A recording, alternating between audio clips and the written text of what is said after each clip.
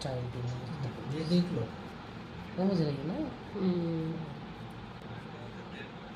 Mix उल्टा अच्छा ही दिखता है मिक्स में।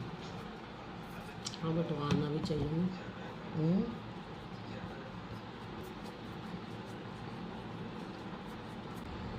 मग मी तो खर्च केला कळाला का. असं झालं. हाताने पण छान बसतात हे कलर, हाताने पण मारायचे काही हरकत नसते. हात